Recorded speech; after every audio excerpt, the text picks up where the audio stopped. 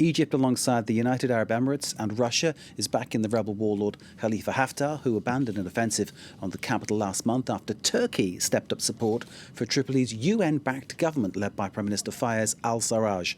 It is a complicated situation. It is a dangerous one. For the analysis, we're joined by Dr Walid Phares from Washington. Dr Phares is a former foreign policy advisor to the Trump administration. Dr Phares, thanks for being with us. I'm interested in asking you first, what's your reading of this latest move? The latest move by Egypt is really has been predicted. The Egyptians have been, since the offensive by the Turkish-led Tripoli forces and those jihadists they brought from Syria that pushed back the Libyan National Army headed by Haftar and took back hundreds of kilometers of space. That basically unnerved Egypt. They are very concerned that there would be another offensive that would go through Sirte and Jufra in the south, and that would bring Tripoli government and Turkey directly to Benghazi area. And what concerns the Egyptians, Sisi government, is that many of these jihadists are linked to other elements inside Egypt. So Egypt said, if you cross that red line, Sirte and the desert, then I will intervene directly. Egypt is not yet inside Libya. It's at the border. Their forces are at the border.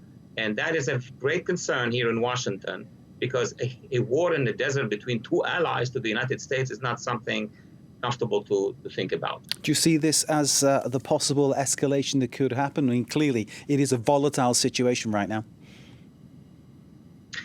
It's a volatile situation. Most of what happened before could have been stopped before, when it was only Libyan on Libyan. The LNA on the one hand, the GNA on the other hand. I think the United States, Europeans, and others could have done more over the past 3 years. It was not done.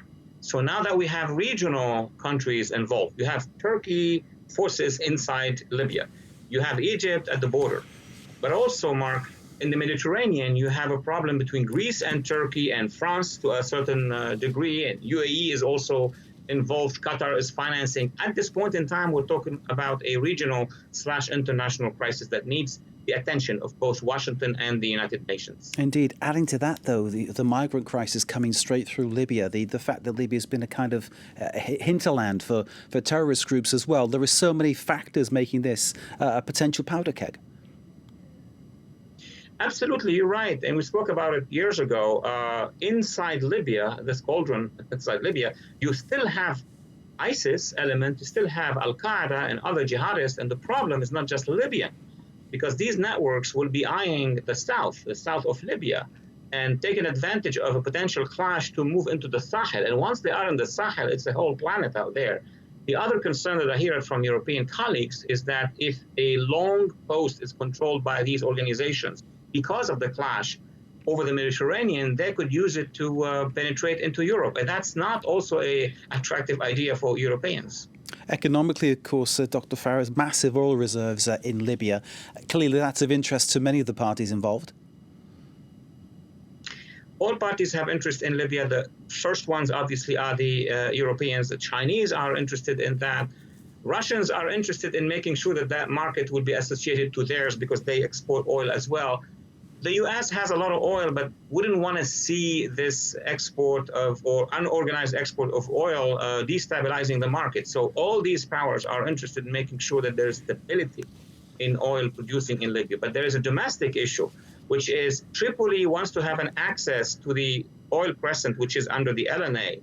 And the LNA has so far stopped any export of this oil because the money, the cash, is going to Tripoli. As you have said in the introduction, it is extremely complicated.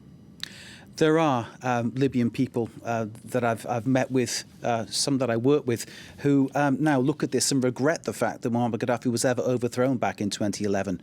Do you see where they're coming from with that kind of statement?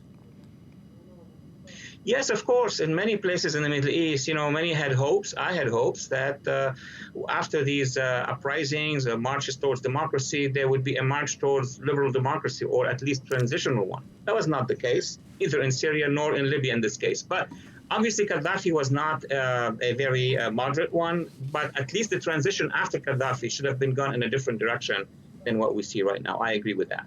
Dr Walid Phares, as ever, thank you very much for your analysis, and thanks for joining us here in France 24. We appreciate it. Thank you.